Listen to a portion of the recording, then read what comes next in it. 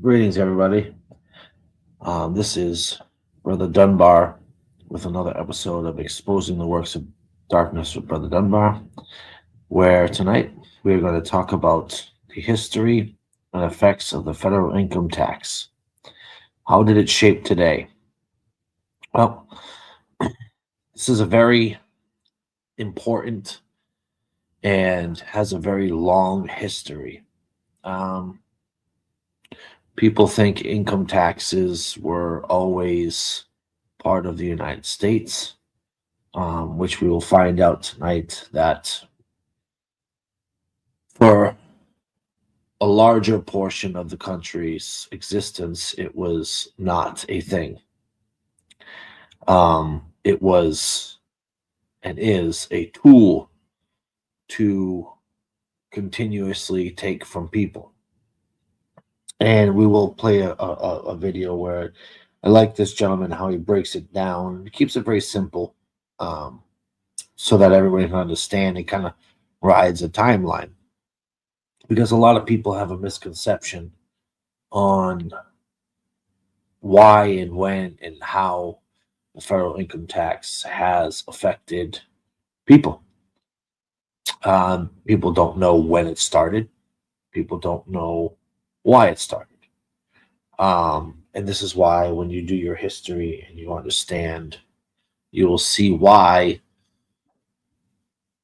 the United States government has become the one who continuously takes.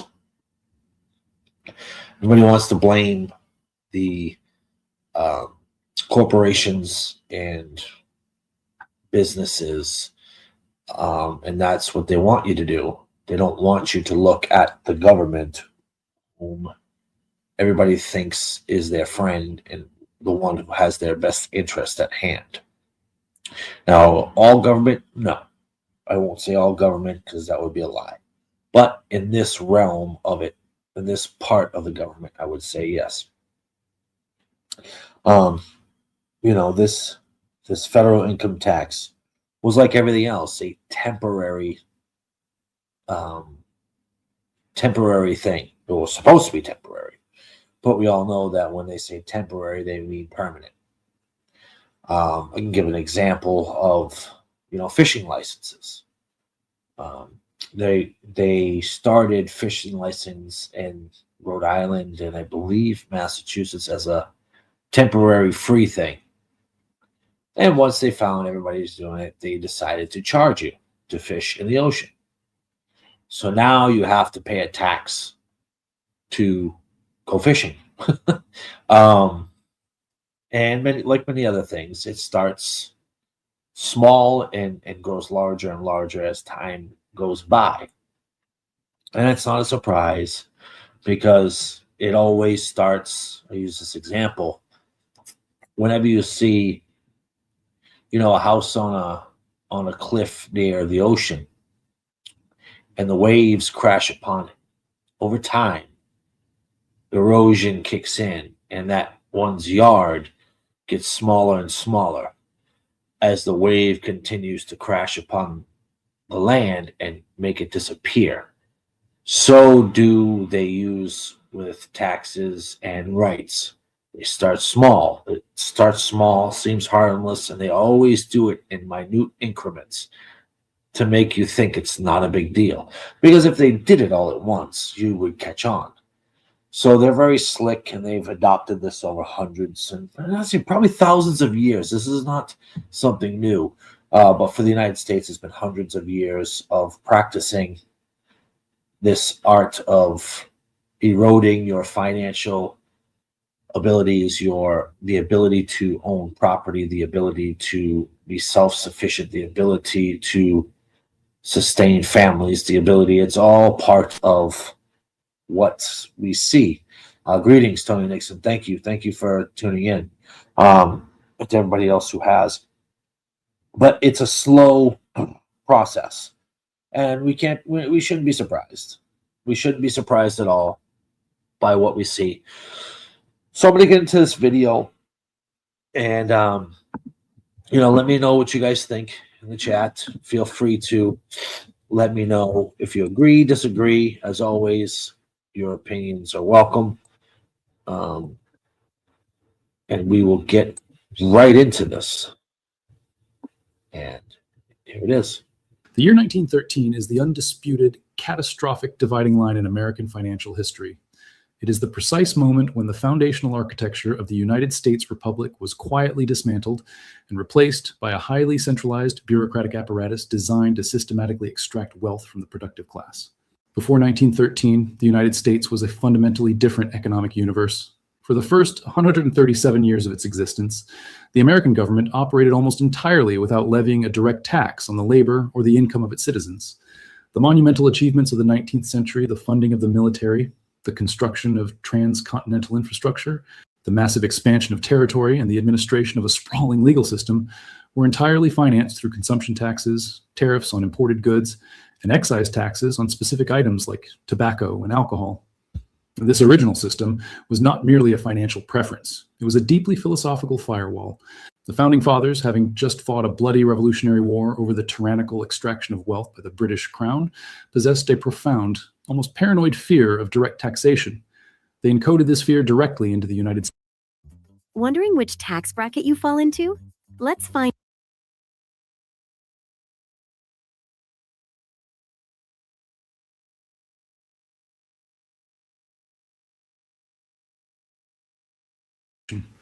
Article 1, Section 9 explicitly forbade the federal government from levying any direct tax upon the citizenry unless it was strictly apportioned among the states based on population.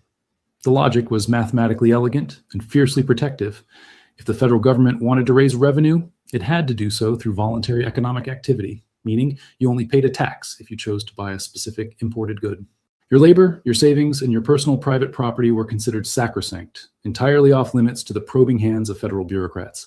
To breach this constitutional firewall, the proponents of a centralized state required a massive, coordinated psychological operation. They could not simply announce that they intended to take a percentage of the working man's wages, as that would have triggered an immediate political revolt. Instead, the campaign for what would become the 16th Amendment was cloaked in the intoxicating, heavily weaponized rhetoric of class warfare. The late 19th and early 20th centuries were the era of the robber barons, the Rockefellers, the Carnegies, the Vanderbilts, and the Morgans. The American public was increasingly resentful of the staggering concentration of wealth held by this microscopic industrial elite. The politicians of the progressive era seized upon this resentment and presented the income tax as a specialized, precision-guided weapon of financial justice. The narrative sold to the American public was that an income tax would never, under any circumstances, target the mechanic, the farmer, or the small business owner. Now we see this with Democratic leaders today, millionaire tax. It's the same thing. But then when they find out that the millionaire tax doesn't work, where does it go to? It goes to you and I, the homeowners, foot the bill. Because, the millionaires, billionaires just get up and move. So it's the same playbook. They use it's the one percenters. It's they're greedy. No one person should have so much money. Yeah, they need to spread out their wealth, and we need to keep taking from them. Well, we found out that they have the funds to maneuver out of that. And then the people who are your farmers, business owners, small business owners, things like that, are the ones that foot the bill. Homeowners foot the bill. Greetings, Brother Sal. So this is what happens, and this is not a new thing. This is a very old thing, and we see it. Mamdani's one of them. The governor of Massachusetts, Maura Healey, she's another one. The mayor of Chicago, Gavin Newsom, Bernie Sanders of Vermont, they all say the same thing. They all pitch the same rhetoric. And you know what? While we're at it, I want to show exactly what I'm saying from Bernie Sanders on the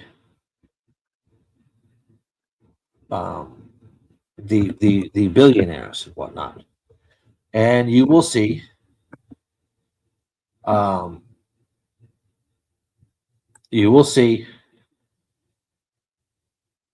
this is the same thing that video literally was talking about, how the 1%, right? Bernie Sanders' key thing is the 1%, the 1%, the 1%, the 1%. So he's talking about the 1%. The same way that this video talks about how they did it in times past. Well, let's look at good old Bernie Sanders here. 75% of the country thinks we're headed in the wrong direction. In fact, just 28% of Democrats right now think the country is headed in the right direction. Where do you stand? Do you think we're headed in the wrong direction? I sure do. Look, what we're looking at is a nation today where the billionaire class, the people on top, are doing phenomenally well, Chuck. The middle class continues to decline. We're seeing increased concentration of ownership in America, which has huge impacts for ordinary people. You got 3 Wall Street firms, Vanguard, BlackRock, and State Street, that have assets of over $20 trillion, controlling hundreds of corporations. You're seeing millions of people unable to afford the cost of prescription drugs, unable to afford healthcare, unable to put gas in the tank. So how can anyone think that what's going on right now is good? And obviously, what I and other progressives are trying to do is put together a movement which tells the billionaire class in this country, whose profits are soaring, who are getting richer and richer, you know what, you can't have it all. We need an economy that works for the middle class, the working class, the elderly, the children, not just the few on top. Well, oh, Bernie, if you would only understand. That's the same playbook. The 1%ers. It's all the 1%ers, the greedy corporations. They're so greedy. They're so greedy. They're greedy, and they steal from people, and they rob women and children of their bread. Who employs these people? Might I add, who puts food on the table for people? I believe it's those billionaires that you speak of. Amazon. Lots of people have jobs and careers due to Amazon. Lots of people, there's lots of different ones, right? You have to have companies in order to have people having jobs. You think everybody is going to be an owner of a business? You think everybody's capable of doing that? If that was the case, you wouldn't have any employees. You wouldn't. There wouldn't be anybody. So that's the lie that they tell. I just thought that would be nice to show. So here we go. It was branded strictly as an eat the rich tax, a necessary tool to level the playing field and force the monopolists to pay their fair share. When Congress debated the imposition of the tax, the political rhetoric was absolute. This would be a temporary, hyper-targeted measure. Members of Congress, who warned that the tax might eventually trickle down to the middle class, were openly mocked and dismissed as paranoid alarmists on the House floor. In 1913, the 16th Amendment was officially ratified, granting Congress the sweeping, terrifying power to lay and collect taxes on incomes from whatever source derived, without apportionment among the several states. The initial legislation that activated this power, the Revenue Act of 1913, was brilliantly designed to maintain the illusion of a specialized class tax. The exemption thresholds were set astronomically high for the era. An individual had to earn over $3,000 a year, equivalent to roughly $100,000 today, before they paid a single cent in income tax. Less than 1% of the entire United States population qualified to pay the tax. And even for those ultra-wealthy individuals who did qualify, the base rate was a microscopic 1%, scaling up to a maximum surtax of just 7% on the absolute highest earners in the country. To the average American citizen in 1913, the passage of the 16th Amendment was a non-event. It was a headline in a newspaper about a penalty levied on a Wall Street banker. They did not realize that the camel's nose was now firmly underneath the tent. They did not understand that the fundamental relationship between the citizen and the state had just undergone a violent, irreversible inversion. Before 1913, the philosophical presumption of the American system was that your labor and the fruits of your labor belonged 100% to you, and you voluntarily surrendered a small portion of it through consumption. The ratification of the 16th Amendment legally established. Now, what is wrong with you keeping 100% of your earnings? What is wrong with somebody? Why do we have to continuously pay hand over fist to the government to support their pet projects and their moral fights that they supposedly have? Meanwhile, they're reaping and becoming millionaires themselves. It's funny how that works. Very, very hypocritical. And I'm going to call it like it is. They're crooks and thieves. And, we are seeing the reversal of why the settlers left. We're seeing why they left. They left due to high taxes and many other reasons. And guess what happened? We're seeing it now. It's repeating itself here in the United States. So we'll continue this and we'll see. The exact opposite premise. The federal government now possessed a prior primary claim on your labor. The state owned the entirety of your income by default, and the tax code was simply the mechanism by which the government benevolently decided how much of your own money you were legally permitted to keep. The citizen was no longer a sovereign individual. They had been mathematically transformed into a fiscal serf, an economic unit whose primary function was to generate revenue for a centralized authority. But the income tax was only one half of the 1913 wealth transfer matrix. The 16th Amendment was ratified in February of that year. Just 10 months later, in December 1913, Congress passed the Federal Reserve Act, establishing a privately owned central banking cartel with the monopolistic power to issue the nation's currency. These two events are not historically coincidental. They are the twin pillars of a single, highly integrated financial architecture. They are functionally inseparable. To understand why an income tax was an absolute prerequisite for a central bank, one must understand the mechanics of fiat debt. When a central bank issues fiat currency, it does not create wealth, it creates debt.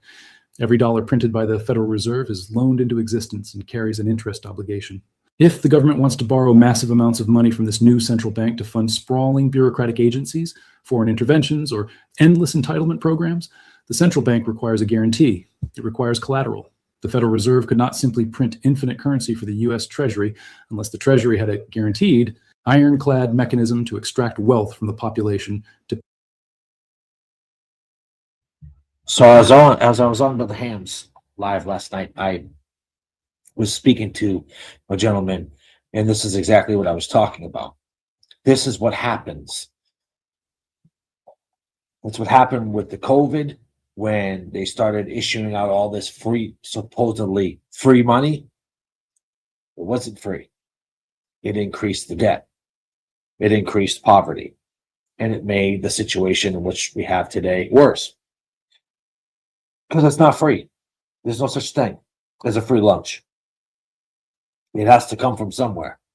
And it comes from the sweat from your brow.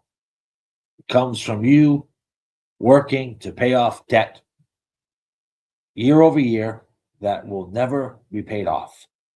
So you will continuously be paying this.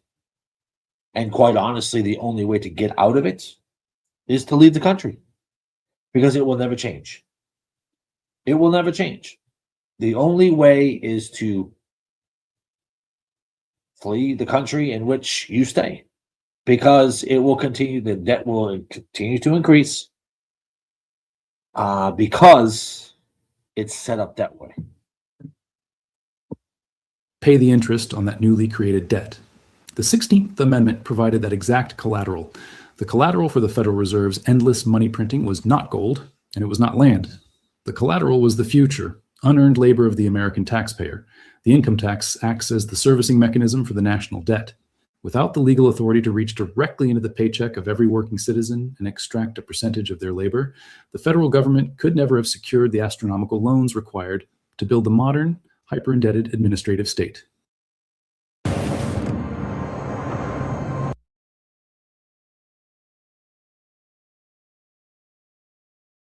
The income tax is the collection agency for the central bank. The deception that the income tax was a temporary measure strictly for the rich evaporated almost immediately, validating every paranoid warning of the anti-tax isolationists. The catalyst, as is always the case in the expansion of state power, was a geopolitical crisis. With the outbreak of World War I, the federal government suddenly required staggering amounts of capital to fund the military-industrial complex. The Revenue Acts of 1916 and 1917 were rammed through Congress, ruthlessly slashing the exemption thresholds and exposing a massive new swath of the middle class to direct taxation. Simultaneously, the rates skyrocketed. The top marginal tax rate, which had been a mere 7% just 4 years prior, was violently ratcheted up to an astonishing 77% to fund the war effort. The crisis proved the ultimate political axiom. There's nothing more permanent than a temporary government program. Once the war ended, the rates were lowered slightly, but the architecture of mass extraction remained permanently in place. The government had tasted the intoxicating power of direct wealth confiscation, and the bureaucratic apparatus had expanded to rely on it. The eat the rich narrative was quietly abandoned, replaced by a system that aggressively targeted the vast productive middle class, because that is where the true mathematical volume of a nation's wealth resides. The 1913 legislation did not punish the monopolists. It affected. So it goes back to what I was saying last night.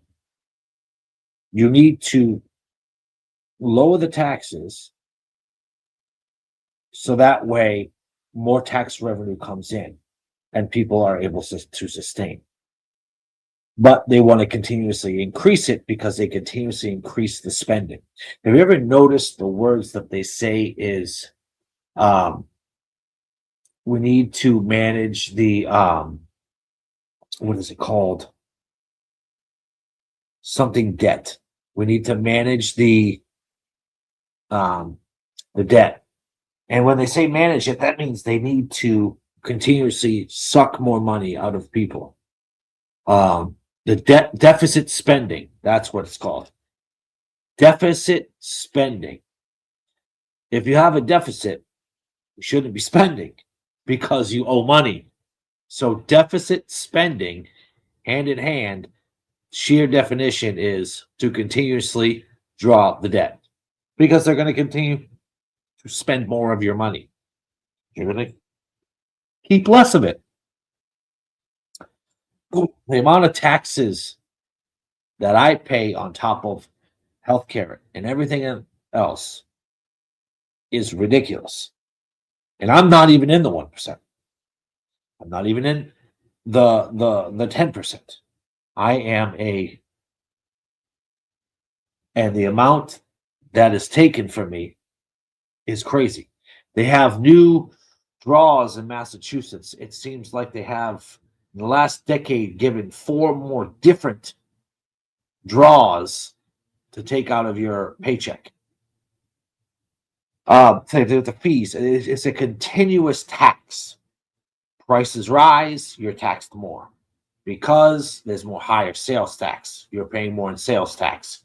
When the cost of business goes up, that's more sales, that's more cost of doing, that's more tax on the regular small guy who's struggling to make it by, which is why the smaller ones can never, ever, ever, ever get higher, is because it's designed for them to fail.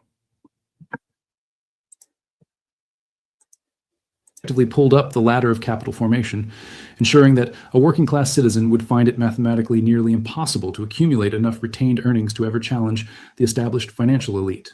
The metamorphosis of the American income tax from a highly targeted microscopic penalty on the elite into a sprawling, inescapable dragnet capturing the entire working population was not an accident of history. It was a deliberate, methodical expansion of state power catalyzed by crisis. While World War I introduced the concept of higher rates, it was the catastrophic economic collapse of the Great Depression and the subsequent total mobilization for World War II that permanently cemented the modern extraction apparatus. During the 1930s, under the administration of Franklin Delano Roosevelt, the tax code was overtly weaponized as a tool of social engineering and wealth redistribution. The Revenue Act of 1932, signed in the dying days of the Hoover administration but embraced by the New Deal, violently yanked the top marginal rate from 25% up to 63%. By 1936, Roosevelt pushed that top rate to 79%, and by the height of the Second World War, the top marginal tax rate in the United States reached an astonishing confiscatory 94%. However, focusing solely on the top marginal rates applied to millionaires obscures the true devastating paradigm shift that occurred in the shadows of the war effort. The government did not merely raise the ceiling, they systematically obliterated the floor. To finance the staggering logistical requirements of a two-front global war, the United States Treasury realized that taxing the rich was mathematically insufficient. There were simply not enough millionaires to fund the production of thousands of B-17 bombers and aircraft carriers. The true volume of national wealth resided in the collective wages of the middle and lower middle classes. In 1939, before the outbreak of the war in Europe, the income tax was still fundamentally a class tax. Only about 4 million Americans, a tiny fraction of the population, earned enough to cross the exemption thresholds and file a return. By 1945, that number had exploded to nearly 43 million. The tax net had been thrown over the entire American workforce. This transformation from a class tax to a mass tax required an unprecedented psychological propaganda campaign. The Treasury Department commissioned Walt Disney to produce animated films, most notably The New Spirit, starring Donald Duck, to convince a reluctant, historically anti-tax public that paying a massive portion of their income directly to Washington was the ultimate expression of patriotic duty.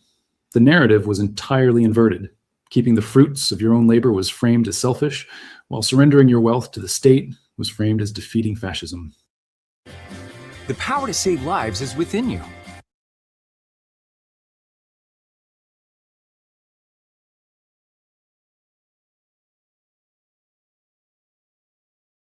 But propaganda alone could not solve a critical. So I like what this gentleman does because he puts together how they go about it. And they do use media, TV shows, cartoons, things of that nature to brainwash you into thinking, like he just said, keeping 100% of your labor is a selfish act and you're an awful person for it. Where you have to give to the state because the state has to distribute the funds. Only the federal government can distribute the funds equally and properly. Otherwise, the poor, you wouldn't be taking care of the poor, and you wouldn't be doing, and you would be a selfish, evil man or an evil woman. Notice how they say that you can't keep 100%, but the government keeps 100% of what they take. And they're the ones that make the decisions on how to distribute it. They tell you what your house needs. They tell you what type of heating system you should buy. They tell you what kind of food to eat. Have you noticed the theme here? Have you noticed the slow erosion of self-choice, of doing what's best for your household? You don't know what's best for your children. Big Brother does. You don't know what's best for your mother. You don't know what's best for your father. You don't know what's best for yourself. Here, let us show you the right way because we are oh so high and mighty and wise. And yet, look at where we stand. The poverty level has thus increased to astronomical numbers. The amount of unemployed continues to happen. Look at all the ways the medical field. Oh, you should take this medicine because this medicine we say is the right way, and this is what you have to take because government says so. And then notice how the epidemic of the pills came. The doctors and the government was allowing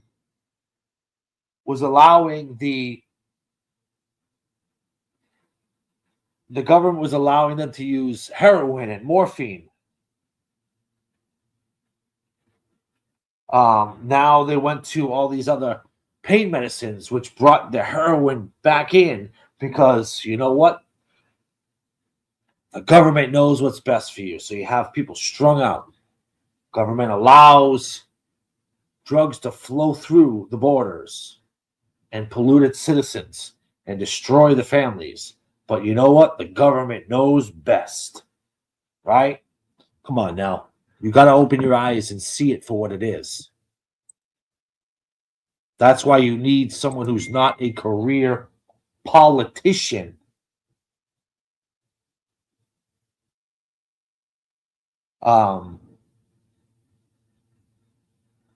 You need someone who's not influenced by them. And even then, you still got to be careful. You still got to be very careful. Logistical nightmare facing the federal government. Prior to 1943, Americans paid their income taxes in a single lump sum payment on March 15th for the income they had earned in the previous year. As the government drastically lowered the exemption limits to capture the wages of factory workers, mechanics, and clerks, they encountered a terrifying reality. The average working class citizen simply did not possess the financial discipline to save 20 or 30% of their wages throughout the year to hand over to the government the following spring. If millions of newly taxed Americans defaulted on their tax bills because they had already spent the money on food, housing, and survival, the entire war financing apparatus would collapse into chaos. The solution to this existential threat was engineered by a man named Beardsley Rumel, who was not a politician, but the chairman of the Federal Reserve Bank of New York. In 1943, Congress passed the Current Tax Payment Act, widely known as the Rumel Plan. This piece of legislation is arguably the most insidious, psychologically brilliant, and destructive financial mechanism ever implemented against the American worker. The Rumel Plan introduced the concept of withholding at the source. Instead of asking the citizen to write a check to the government at the end of the year, the government mandated that every employer in the United States must automatically deduct the tax from the employee's paycheck before the employee ever saw the money. The employer was legally conscripted to act as an unpaid tax collector for the federal government. This completely revolutionized the psychology of taxation. When a tax is withheld at the source, the citizen never physically possesses the money. Because they never hold it, they do not feel the agonizing sting of losing it. The psychological pain of writing a massive check to the Treasury is entirely bypassed. A worker simply accepts that their gross salary is a fiction, a theoretical number on a piece of paper, and their take-home pay is their actual reality. The Rumel Plan successfully anesthetized the American public to the sheer volume of wealth being extracted from them. And have you ever noticed whenever you go to get a loan, whenever you go to show what if you're low income or not, you have to go by your before tax amount. They never go after taxes. So even then, it's set up to keep you from succeeding.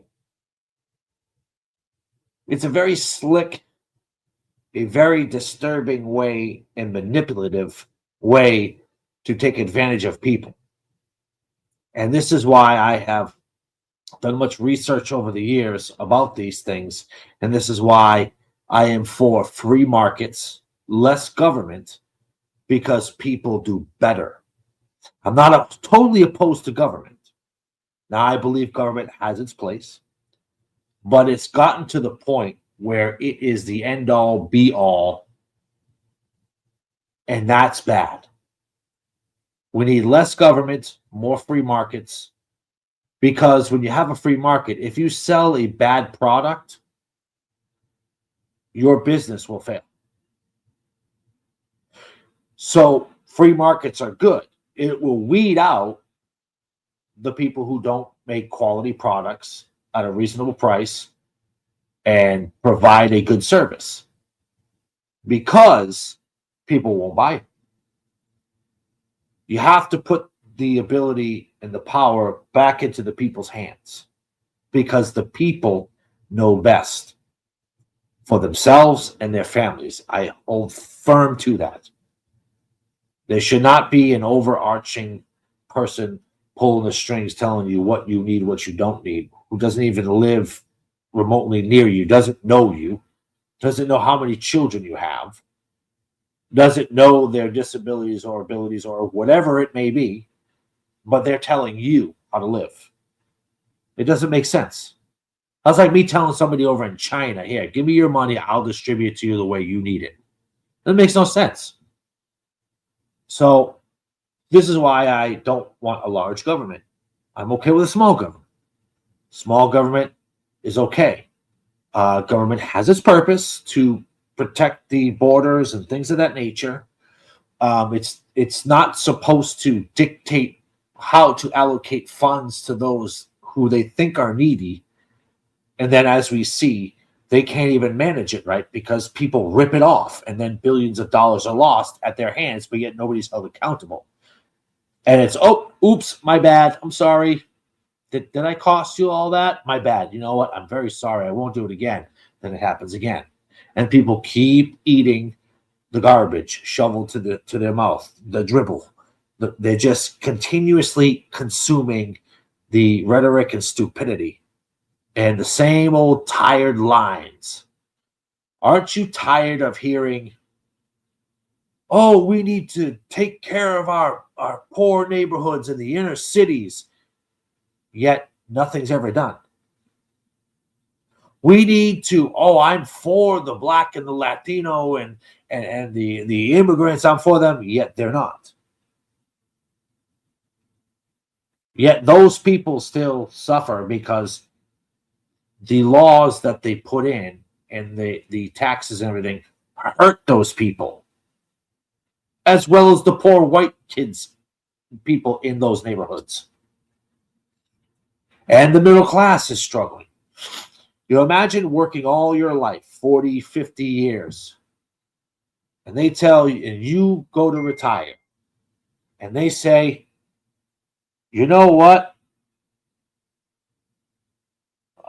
It's too bad for you. You know what? You don't make enough now because the prices have skyrocketed. You know, it's amazing.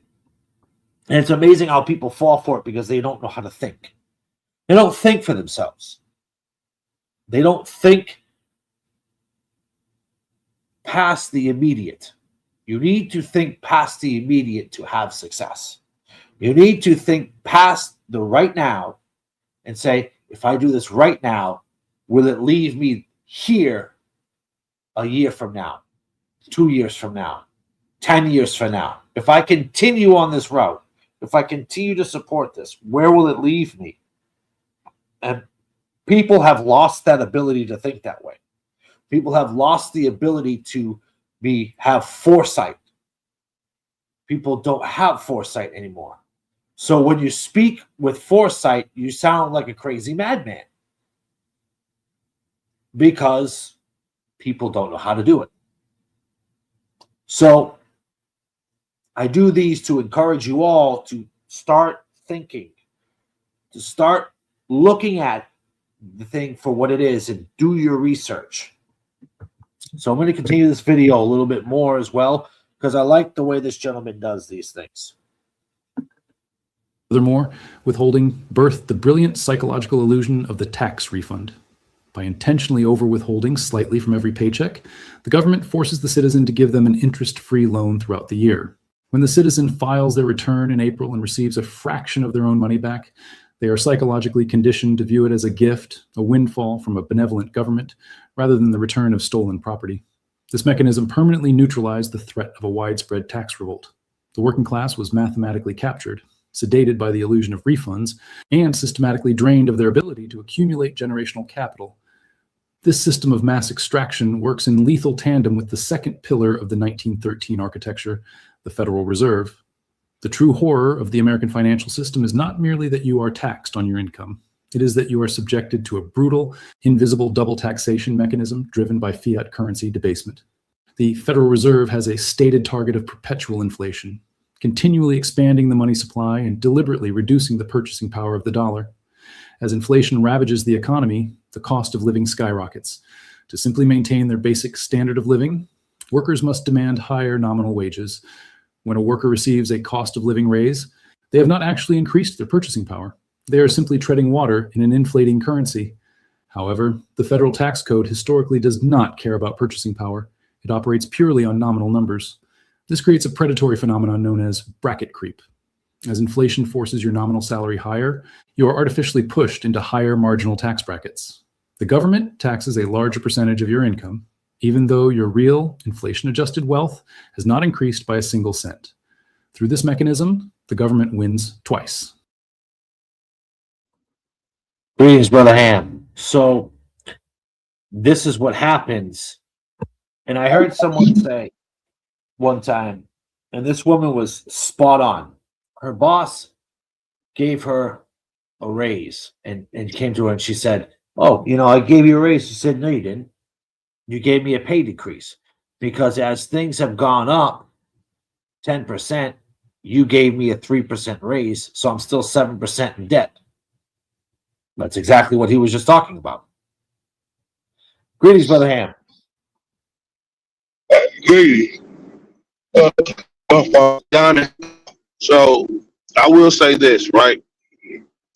My problem with that I have with a lot of modern day. Oh, breaking up, Brother Ham. Breaking up. Breaking up.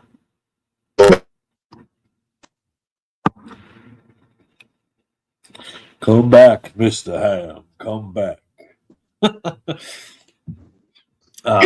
Yeah, I'm trying to get to a good. Oh, no, choppy.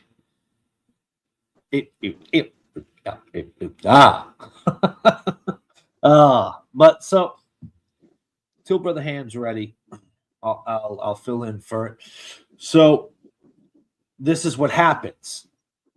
The government continuously robs people and then plays the good guy.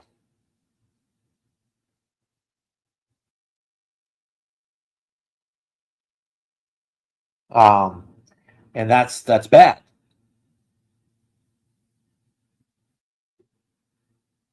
That's very bad. And like he said, they play as if they're doing, because if you have a tax return at the end of the year and you get money back, you have given the government an interest-free loan for that whole year because they took too much from you. So they had to give it back. So that was an interest-free loan that the government took from you. I'm back. All right, brother. Yeah. So what I was going to say is, one thing people have to realize is this: is tax has been around long before modern society. Now, Yeah. the problem is that we've been conditioned to not want to pay certain taxes to the government. We've been conditioned that, right? Now, I understand an excessive amount of taxes. I agree that it shouldn't be there. But we may not like what we pay taxes in, but we have to pay taxes. No matter where you live in the country, everybody pays taxes. I say that to say this, right? We can go and look and say, okay, well, taxes raised in this era and taxes raised this decade, taxes went up more in this decade than this decade, so forth and so on. But we can't ignore the fact that there's more people in the world before those taxes increased. See, I guess I hadn't really thought about it, but as my mind starts to work, I understand this, right? That taxes are inevitable. That's a fact. They're useful, and sometimes they're aggressive. But taxes are going to always be around. Deficits. Now that right there is what I argue against, and I think is really stupid.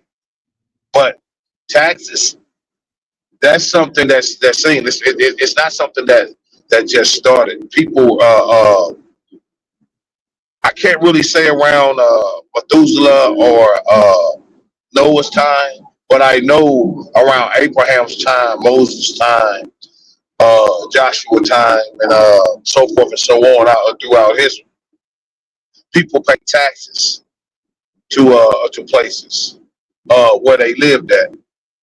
Same as people. Well, I don't want to say the same, but you know, it's an established thing that's established in the land, and the Bible's clear on obeying the laws of the land. So, if the laws of the land require taxes, then you have to pay them, whether you like them or not. And then sometimes we argue against things that are established, and I have to look at it like I don't like to pay taxes. I think they're unreasonable. I think the problem is no government ever decided to institute reasonable taxes, and that's the problem. It's always more than they should take, but you know, because you're paying for a lot of things that politicians shouldn't be getting paid for. So you really have to look at it like that. That's all I wanted to say on that right there so far.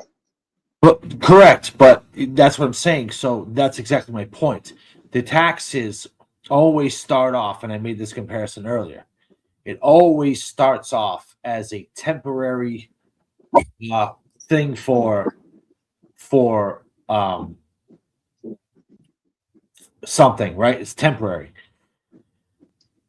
And so as time passes Well, on, taxes is not temporary. Taxes Hold is on, not hold on. temporary, brother. well, taxes were temporary when they first were introduced in 1913. They were. No, They taxes were. have never been temporary. Yes, No, yes, no, it no, was. In 1913, it was a temporary tax on the 1%. no. What I'm saying is, yeah, I got what you're saying about that. What I'm saying to you is taxes have always been around. It's not a temporary thing. I'm not talking about before the United States. I'm talking about in the United States. That's the subject at hand. That's Yeah, why but it was says inevitable. It had to happen. so. Well, no, it didn't have to. It was they chose to. It didn't have to. I say it didn't have to No, because taxes have to happen. No, they don't have to, because if the people of the country paid for the railroads and things like that, it wasn't taxed. It wasn't the government that paid for it. It was the people that paid for the advancement. Taxes didn't have to I happen. know, but Hold on, let me yeah, finish. yeah. Before taxes were introduced, we had a railroad. We had cities. We had No, that's not true. Hold on. Oh, yes, it is true. Yes, it I'll is tell true. you why when you get finished. Let me finish. Let me finish. Oh, all right. Gotta let me finish, Hannah. Now, All right. the railroads were built by people, not government taxation. You go to the West, when the gold rush happened, that was not funded by the government. The railroad system was not funded by the government. So the taxes started in 1913, 137 years of the country's existence before 1913. There were no taxes, and the country was growing vastly, and people funded the progress, which shows that people are able to do it, but government got too big for itself and took over, and it slowly has become what you see today.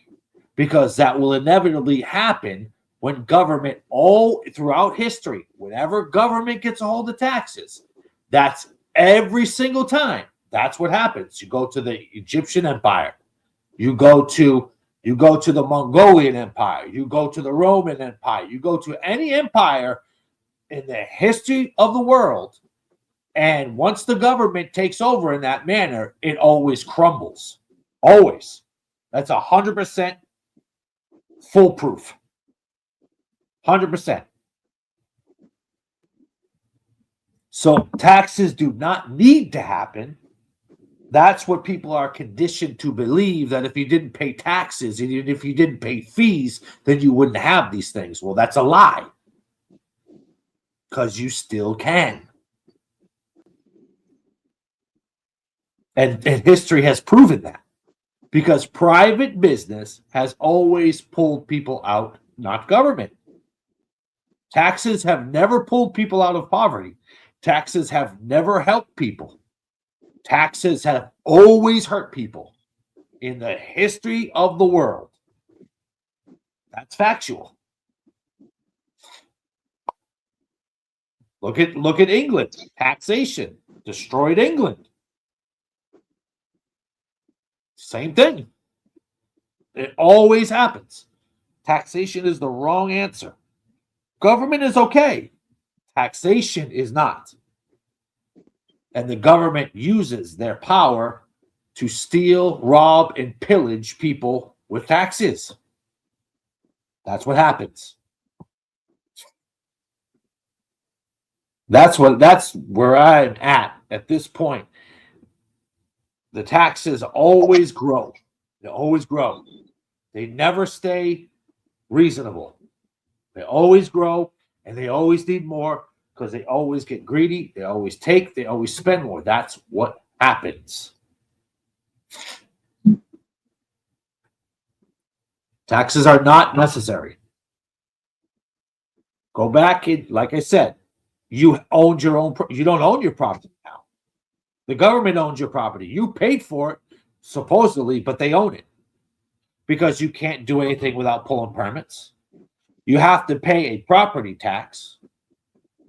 You don't own the land on your home. You don't own the sidewalk, but yet you pay for it. You don't own any of it. The government owns it. That's why whenever you go by, have you ever noticed whenever you go by when you go to another town and you see that sign, it says town of such and such, incorporated 1854 or 1745, whatever the case may be. It says incorporated. Incorporated means the government owns it. The government owns that town. The people who live in it don't own it. You don't own your property because that town or that city was incorporated. That's why you always look. It used to say established. It used to say EST, 1854. Now it says incorporated. Why? Because the government owns every bit of that land, even the land that you so-called own the deed for. Because if you don't pay that tax, guess what happens? They take you home from you because they own it. Even after you've paid the bank, you don't own anything.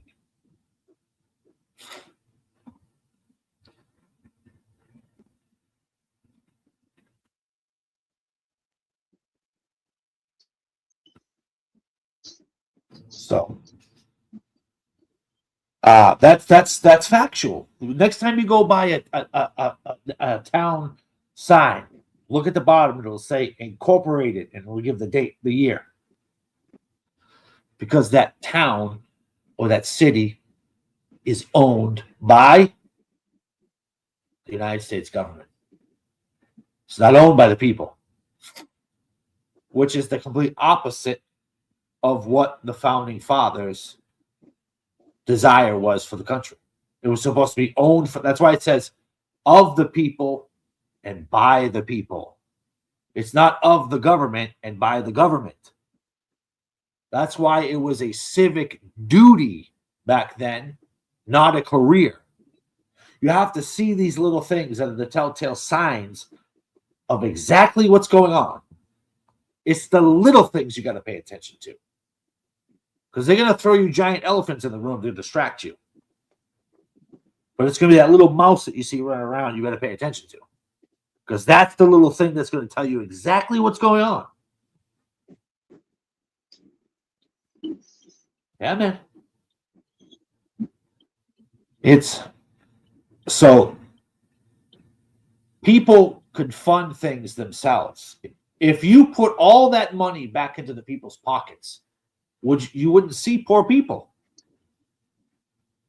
You wouldn't, because they would have kept 100% of the fruits of their labor, and if someone was without, they could give.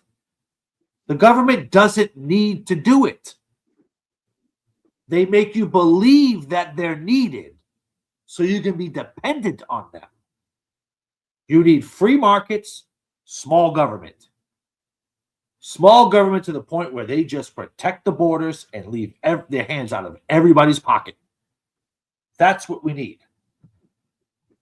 That's the founding fathers did not write it that way for the government to take over and to do what they're doing now. They're doing the opposite of the Constitution. They are doing the opposite of the Declaration of Independence. They're doing the opposite of it. They are being dictators. They tell you where you can build, what you can build. They even tell you what kind of material you have to use. They tell you what kind of toothpaste, what kind of ingredients can be in food. They tell you everything.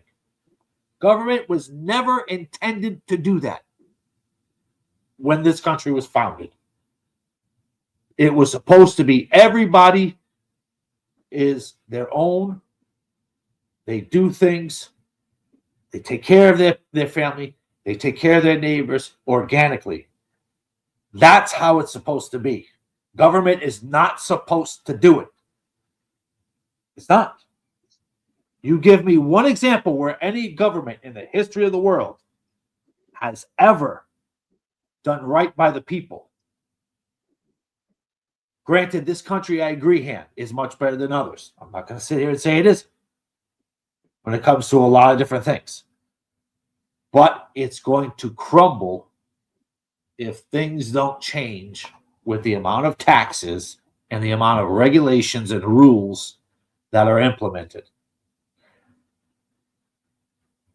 States and federal government. You pay a state tax, you pay a federal tax, you pay a sales tax, you pay a car tax, you pay that, which is your excise tax. You pay all kinds of taxes, and it leaves you, the vast majority, poor because they bled you dry. That's what happens. And the more you make, the more they take. That's the rule. So,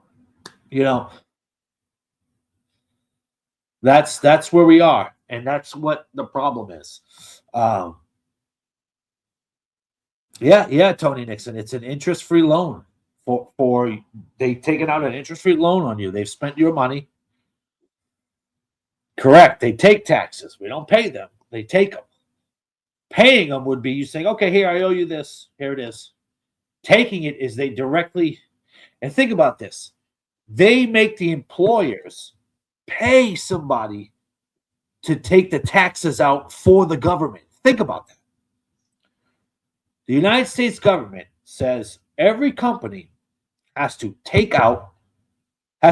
somebody. They have to pay an accountant to do the tax breakdown, to take out from their employees. They make you do they make you do the government's job for them and don't pay you a dime. Think about that. That's what the income tax does. That's what they do. Every company does it free of charge for the government. They don't do it free of charge. The government gets it free, but they pay somebody to take taxes out of your pocket. You don't have a say. You don't even have a say. How crazy is that? You've made money. Give me your money. That's like somebody on the streets walking up to you and just saying, "Give me 25% now and take it from you." It's the same. It's the same thing. They had no part in you making it, but they have rights to it. Stop and think about that. They have rights to take your money from you, but don't you dare question the government's ability to do its job right. Don't you question them. Don't question them. They don't have to pay interest, but you have to pay interest if you don't pay on time.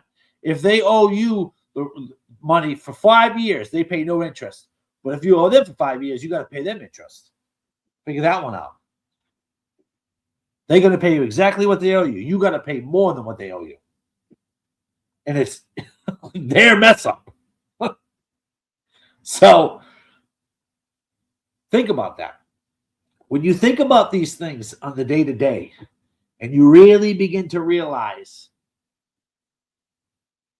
this is what this country has become as far as the income tax, and this is why I wanted to bring it from the beginning to now, because the beginning was, it always seemed like it wasn't that bad, but it goes back to that house on the cliff by the ocean. You know, the waves, they see it. Oh, it's not that bad. It's not that bad as it's hitting. And over time, it erodes it. Then you start seeing your land start to disappear, and that wave is coming closer to your house. It's the same thing with the government, what they did with the taxes. It was little waves, until finally they're at your back door, and you don't even have a yard. You don't even own that. And they're about to take your house away from you. That's what happens. It's not the business owners. It's the government that is the issue. It is not billionaires that are the problem. It's the government, which is the problem, who raid your refrigerator. They walk in your door, don't even say hi, open your fridge, and start taking stuff out. And then when you say something, then they tell you, who you tell me? This is mine. And it's your house.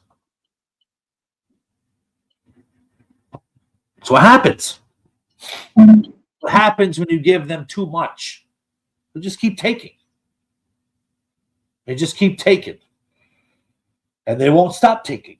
And they're going to keep taking. And you're going to see more of your money go by the wayside, because they need to fund this, they need to fund that. And then that money doesn't even go to what it's supposedly funded. Have you ever looked at your roads as you drive on the highways? Your taxes are supposed to keep those roads pristine and perfect. You see potholes all over the place. You go down side streets and it's like you're driving on a dirt road, but it's concrete. But your money is supposed to fund that, but it doesn't fund that. Look at the signs around you. I remember as a kid when it used to snow, bad snowstorm, they plowed the sidewalk. Now, they don't plow the sidewalks. They barely even plow the roads. But your taxes are supposed to pay for that. And they don't even do it. This is what I'm saying. The taxes, it's a scheme to take your money to put it into the politicians' pockets. It's a scheme. It's a scam. And it's thievery. Brother Ham, you ever see that? You ever see that movie, Robin Hood Men in Tights? Yeah. You know when he goes to Little John, he goes, a toll is a toll and a roll is a roll. They were mocking how they used to have to pay tolls. They were mocking how they used to have to pay tolls. What do you pay now? Yeah. Pay tolls. Tolls. Yeah. The same thing. Well, the troll under the bridge. Yes. That's the government. Yeah. You gotta pay your toll to cross this road, otherwise you can't cross it. And they add interest to that if you don't pay it on time. They do. This is what I'm saying. This is what it comes to. Every time it starts off small, it becomes bigger. I use the example in Rhode Island and Massachusetts. You have to pay you have to pay for a license to fish in the ocean. You have to pay a license. That makes a lot of sense. They just keep adding more. A lot more of sense. So when they keep adding these fees, you have to pay a fishing license to fish in freshwater. They say it's for the hatcheries. I didn't agree to pay for no hatchery. When did I agree to pay for a hatchery? I want to go fish because I want to go fish. I don't have to pay to go to a pond or a lake or a river. And if I don't, then the game warden, do you know if you don't have a license, the game warden can take your boat, your car, and your fishing gear and slap you with a $20,000 fine for not having a $35 fishing license.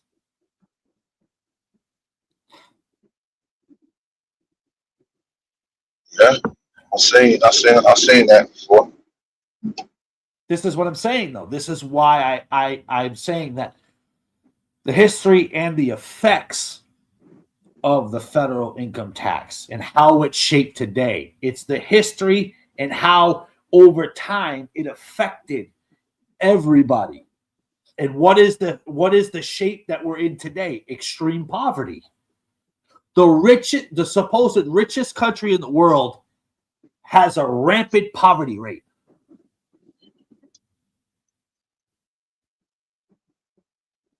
But the But that's government not takes so because much of money to taxes, stop though. it. But the taxes are taken out to feed these people, supposedly, to house them and to get them on their feet. And it doesn't. Well, the original idea, I agree with it. But just remember, taxes have never done anything to anybody. It's the people behind it.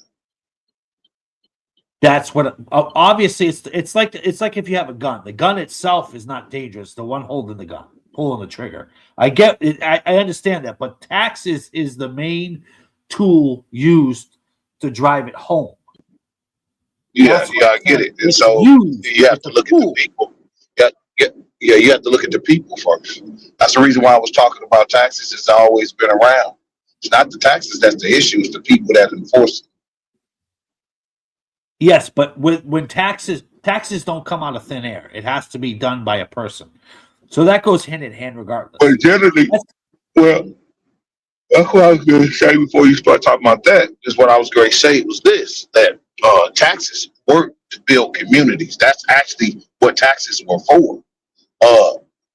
And so what happened is, too many corrupt people got involved with those taxes. And when they did that, they changed the manner of what taxes were being used for. So a lot of people leave out this part, right? Like, Yep. when you have a mayor, right? People collect a tax for you to have a mayor over that city, Yeah. or police department, or to be able to build jails or whatever it may be. That's what taxes were always established for different ways to build community. And if you wasn't part of that community, you didn't pay taxes to that community. So you missed the So- beginning of this video, because then you would understand why I'm saying what I'm saying. Because in the beginning of this video, for 137 years, they used tariffs. Oh yeah, I can believe that. I So can believe for that. 100 I didn't know that. So they used tariffs for imports. For 137 years, they only collected tariffs. That makes And sense. the Though. only way you paid for something is if it was a certain item, which you paid a tariff on. What they call it, because tariffs were from other countries, so something exotic or something like that. I get it. Correct. That's the only time a It worked person had to different. pay for it. Yeah, it worked different in different societies, so I And get it. that worked to fund the government. Yeah, but That's what I'm that's saying. You don't still need taxes. tariffs were never could never be enough, because this is what I'm saying. The reason why, and that's why I was saying about taxes. Taxes grow because societies grow. The want for more things that are created cause taxes to grow, because supply and demand. We have to go back to that, which involves taxes. No, it doesn't. What taxes you It pay? doesn't involve taxes. It doesn't involve taxes. Supply and demand. Yeah. No. Supply and demand is no. Supply and demand is based upon a material. How much can that one material make versus the other? That's the supply and demand. So like No. gold, that's Well, supply and let me rephrase. Okay, let me rephrase what I'm saying when I say that supply and demand. So you're only able to produce about this amount. You're charging this person that's bringing in from other countries a certain amount, which are those taxes. Now, and until, because those it didn't start in that country, you pay a tax.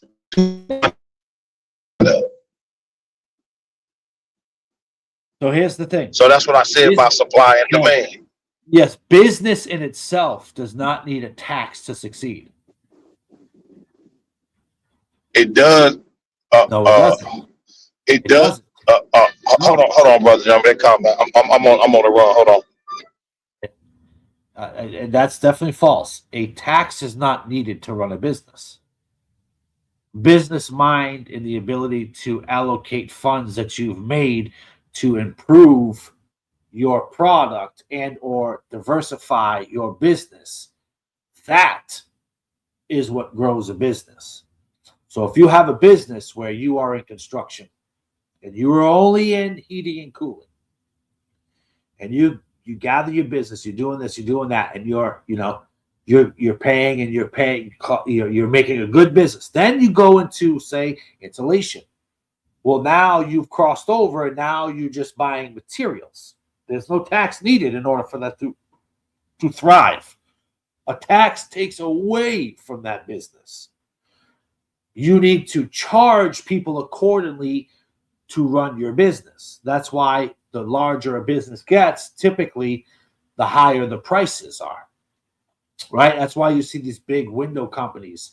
Yeah, they'll complain about window companies, or I hear it every day, or HVAC and how expensive it is. Well, and they're like, well, I can go into Home Depot and buy it for $2,000. Well, you can go and do that. And then when you go and install it, you're going to be replacing it within the next 3 years. You're paying for a service of quality. So when the larger they get, they have more overhead, what it's called. So they have to pay more for warehouse storage, employees, insurances. So by nature, in business, the cost of that product goes up because you have more overhead to pay for. It has nothing to do with taxes. It has to do with the growth of your business and the overhead. So you have to pay these things, and that's why prices rise with certain companies. Is because they have more overhead. They need to bring in more that they can distribute to the people working there, as well as maintain the quality of the product. Taxes in itself takes away from a company and makes it harder.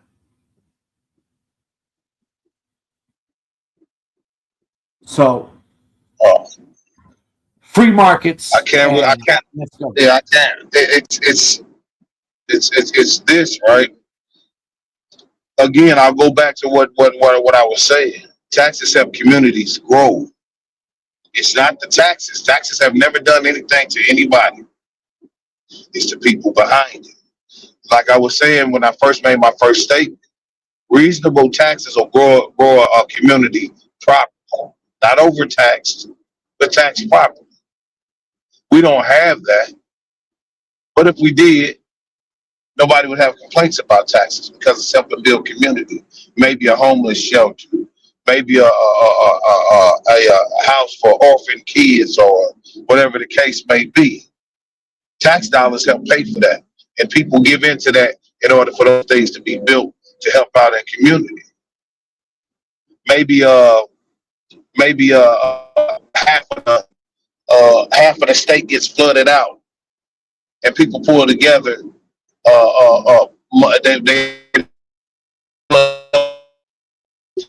You're breaking up, man.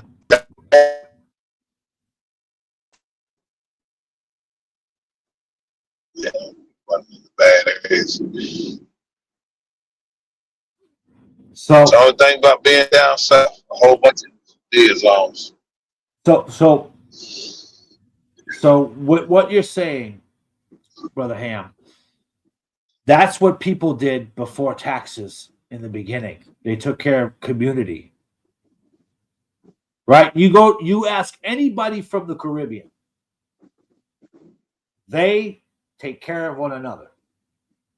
They don't need taxes. They take care of one another naturally. That's part of the culture. Well, you know that when you pay money into a treasury, right? That's still paying taxes. When you pay into a what? A treasury, a rainy day fund. No, hold on, hear me out.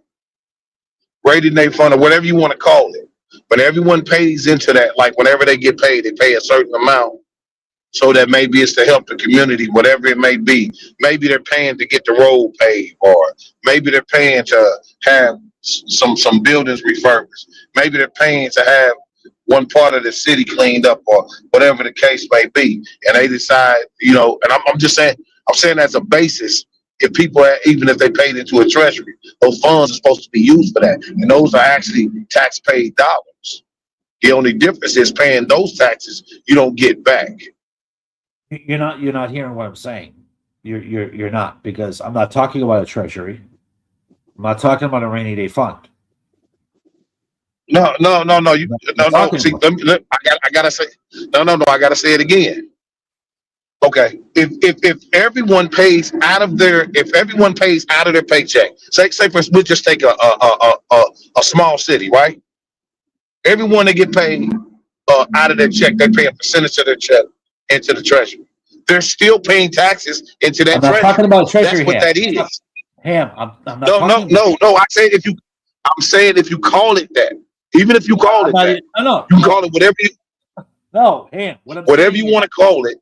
No. What I'm saying is that money never went anywhere else but in their own pocket. But when they saw somebody who was in need, they took from their own pocket. No, that's not what I'm talking about. That's what I was saying. That's what I was saying. Yeah. I agree with what you're saying.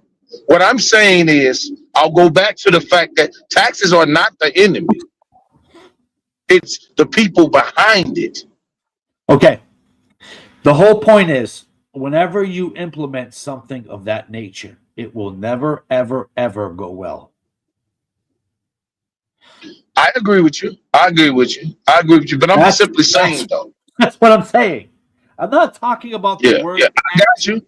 Yeah. I'm talking about. No. I'm just saying, even if you gave it a different name and say that people, every time they get paid, they paid into it to help rebuild their community. That is a tax. But I don't care if it's but treasury. I don't care if it's slush fund. I don't care if I agree. I'm just saying. All I said was using another word for it. It's still taxes. And what I'm saying to you is this. If it was a proper society that didn't misuse it, taxes wouldn't be an issue. But we don't have that. You wouldn't need it because a proper society takes care of itself. Yeah, but here's the thing. Not everybody. Now, if they set up where somebody gave every week to help with the community, I'm not talking that's what they were doing. I'm not talking about that. No. You're misunderstanding what I'm telling you. You're misunderstanding what I'm saying, John. I guarantee that. No. Here's what I'll explain to you what you're saying, so you'll know that I'm listening. You're saying that regardless whether you call it taxes or treasury, if people take it out, paycheck, weekly, whatever you want to do, and you put it into some place, it's still the same thing, and it's used to distribute. I'm talking about doing away with that altogether. No, I understand what you're saying, but here's the thing, though. You can't get rid of taxes because that's what builds societies. No, whether people want to admit it or not. No, taxes it does not build societies. No, it doesn't. People. No, that's not true. No. Yeah, I agree that people do. Business build. Okay. Societies. So I'll give you an example. Why I say why I'm saying what I'm saying. Right. Okay. So we'll take one state, right? We'll take one state, and everybody pulls together for the amount of money to build something, right? But they don't have enough, right? So who do they borrow the money from? Ham. Private businesses build a nation. That's factual. No, they did not. They use government to do it. No. Private businesses. I use the example of the railroad. The government had nothing to do with the railroad. It was private business. Which part of the railroad? Who had all of it, except for after 1950. Hold on. I was going to say. Listen to me for a second. Just let me finish, and you'll understand. Private businesses paid to build it because they had interests in where they were going. So the self-interest of that business built it. It was not taxes. It was the self-interest to advance further. Someone took a chance, built it, paid to build it, paid people to build it. They built it. And guess what happened? The country started to expand. All throughout history, horses, everything. Horses were what? Were the means of transportation. People bought horses. The government didn't buy horses.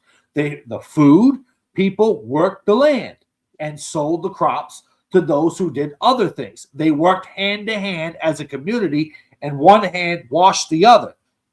This person needed food, so they paid for the food, which thus then also they had food. They gave it to whoever was working there, right? And they also made money off of the railroad, shipping things and all. It was all personal. And that's the reason why society moves slow. It's okay though. Slow growth is better. No, because the society grew when it became government because it was more ideas. Okay, all right, hey, you say so. Ready? Rockefeller. There was no steel age. There was no steel age without government. Steel already being made. I know, but I said the steel age. You know what I mean when I say the steel age, right? The government did not prop that up. Okay. People ignoring this stuff right here. Private business. Steel age, bronze age, all of this stuff like this. It took government, all of those things. No, it didn't take government. That's the illusion you're under. It took private businesses because the government didn't build a thing. Businesses. No millionaires, billionaires, or trillionaires were going to continue to lose money in order to build a society. It wasn't going to work like that. They had to recoup their money. This is what I'm sitting there trying to tell you. No, they didn't. That's what you're looking at. You're looking at what you see now versus the. No, that's always been that for rich people. No, they're not going to just put money. So they're not going to throw money out there without recouping it. They did because they built it. That's how they made their money, Ham. They were able to transport their product further because they invested in it. Okay. I don't know. I'm telling you. Right, ready? When you buy a car, right? When you buy a truck, hold on. When you buy a truck to transport your goods. That's an investment to make more money. That's the standard practice of business. You need to spend money to make money.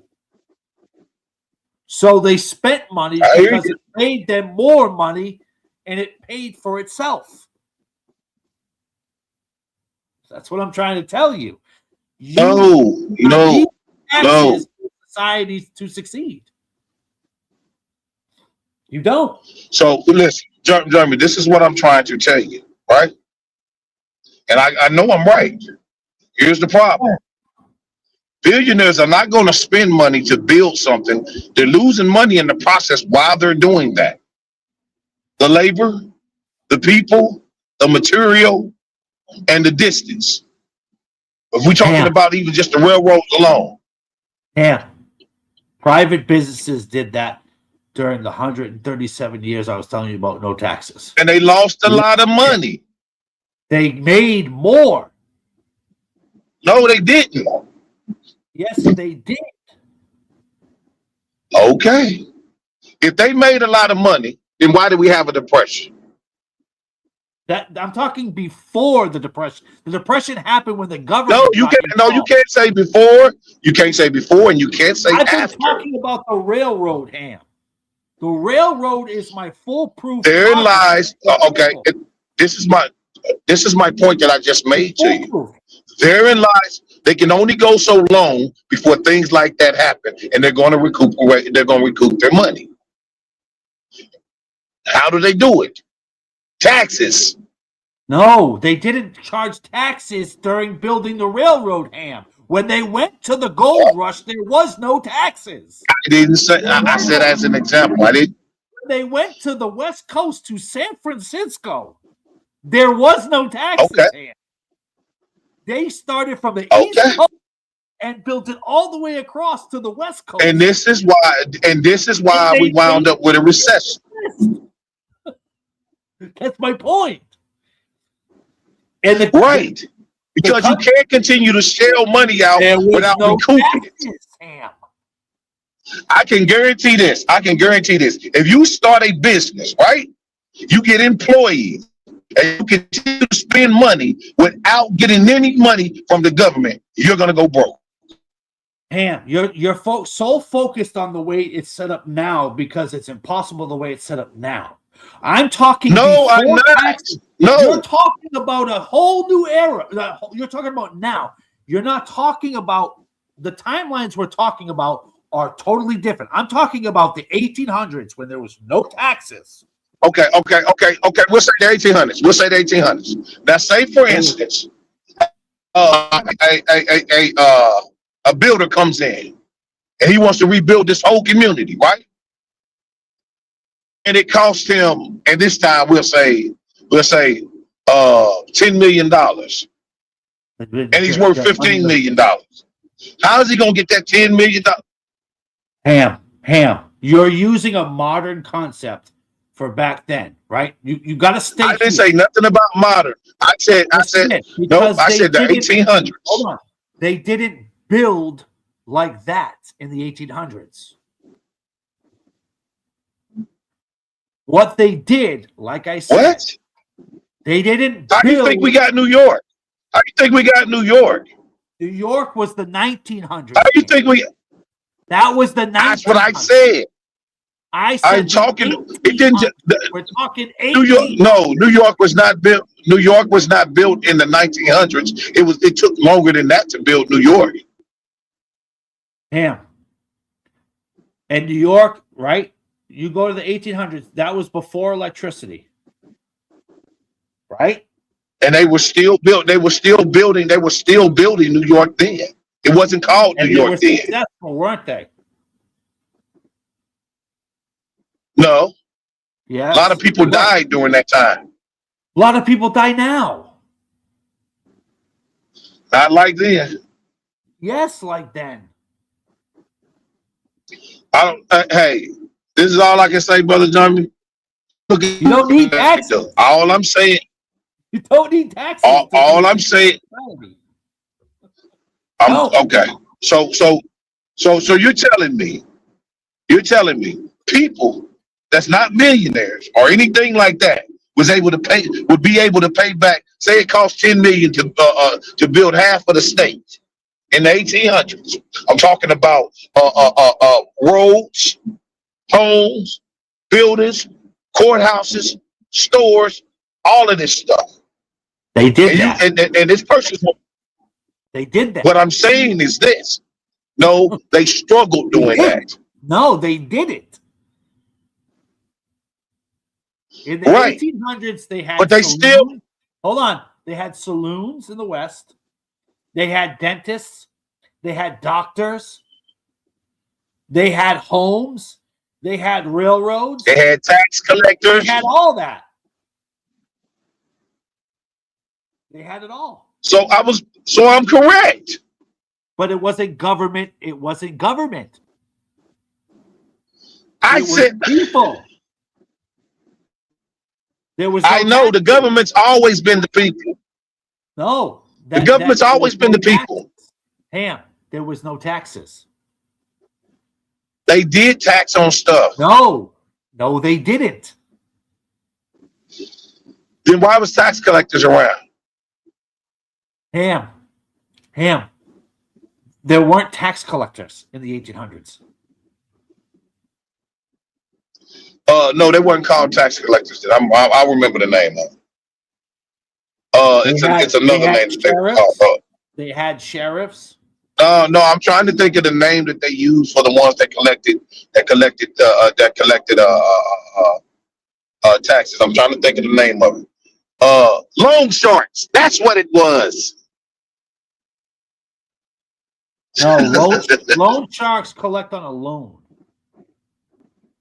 Not a Yes.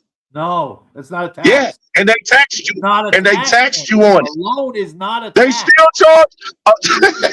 A loan is All right. borrowing. You don't want to call it that. You don't want to call it that. That's fine. What is the definition of a loan, Ham? You is paying somebody. What is the definition of a loan?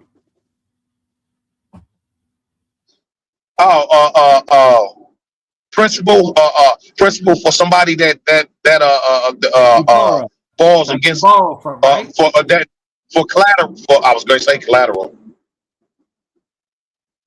You take a loan to borrow, correct? From somebody. Yeah, and they Other tax you taxes. for it. No, what the taxes are taken from you and they don't pay you back.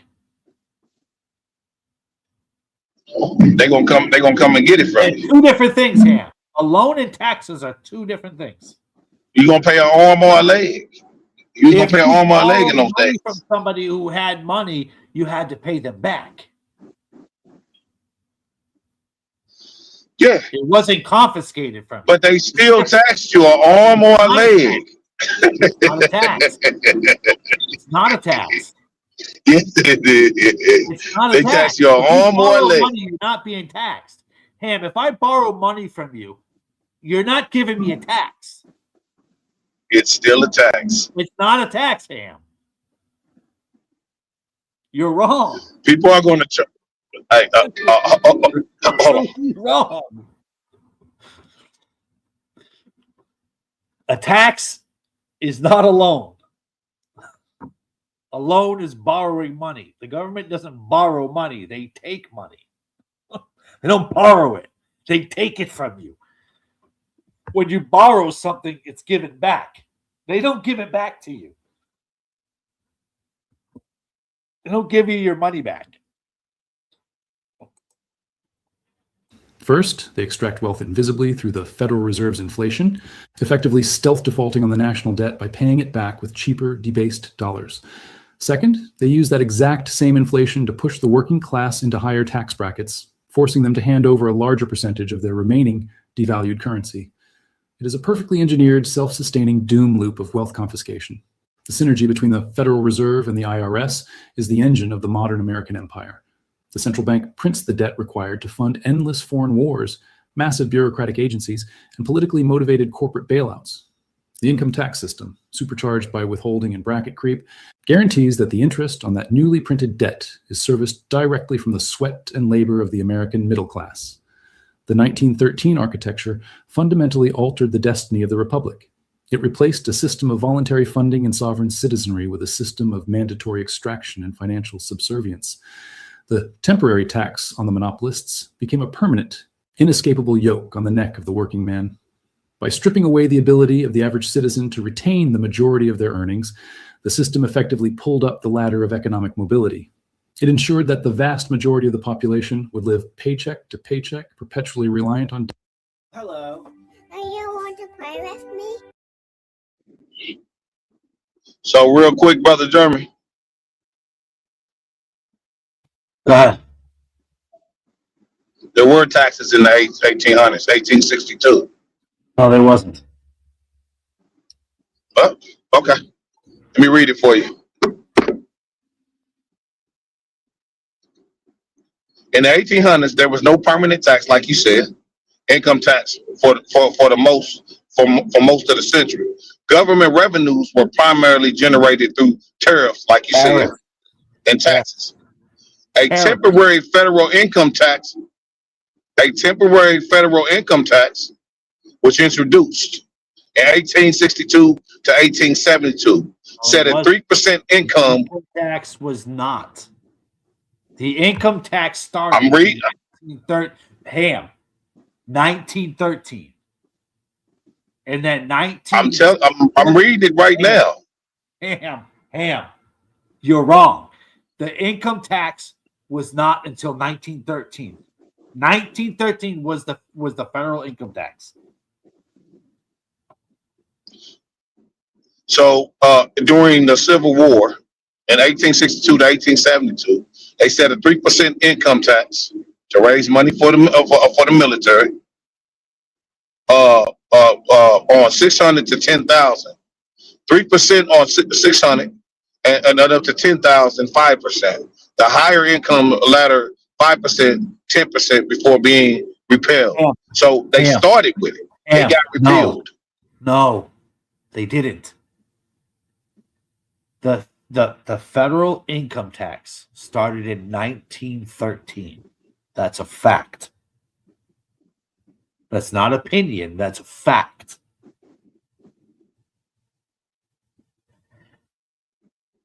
The 1800s, Okay, there so- were no taxes. There were financiers like J.P. Morgan, because J.P. Morgan was around, and Westinghouse was another one that loaned it, which was a business owner, which loaned out money because Westinghouse and J.P. Morgan funded what's his face? The guy who made alternate current. There was lending institutes, but there was no tax. So what happened was it was a deal and a partnership from whoever loaned it that they would get X amount off of the invention, a certain percentage. That is a loaning institute. That is they financed it, which was J.P. Morgan, Westinghouse. So they funded the research. Yeah, I'll look more at it because this right here is saying that they had taxes during the Civil War. No, there was no taxes, Ham. I'm just saying it says during the Civil War. Like I said, before I say anything else about it, I'm gonna read up on it. Yeah, whatever you made, you kept during that time. Except for if you needed to buy food, you know what I mean, obviously. But whatever labor you did not pay a tax on at all. Didn't. You did not pay a tax on your wages ever until 1913. So this is what I'm saying. There was financiers back then. Obviously, there was banks back then, right?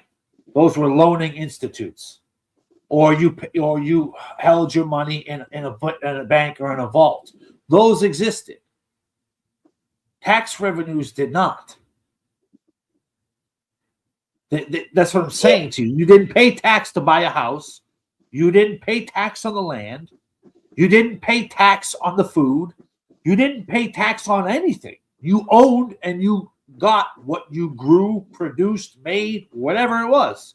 That was all yours. Yeah, for most of 1800, but it was the time that they introduced one. The federal. I don't disagree with that. 1913. They literally said that. There was that. This is my. But it was a time during the Civil War that they did collect the income tax. No, they didn't collect an income tax during the Civil War. Okay. I mean, that's what this says right here. But hey, like I said, I'll read more on it. I can't do it while I'm driving. So the federal income tax was 1913. The federal income tax is what has crippled people. I didn't say nothing about federal. I said income tax. The topic, Ham. There's a difference. The government wasn't called federal then. Yes, it was. It was called Confederate. That's where federal comes from. Not federal. The word federal comes from Confederate. Yeah, I know in the 1900s, but they were called Confederates before then. Which is the same thing as federal. They just shortened it. I don't argue that, but it's still the same entity here. It's the same entity. They didn't call it a federal income tax. They called it an income tax then. Okay.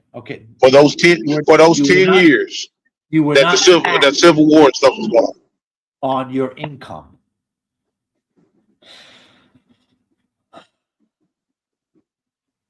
All you got to do is look it up and read it yourself to see that they did do that.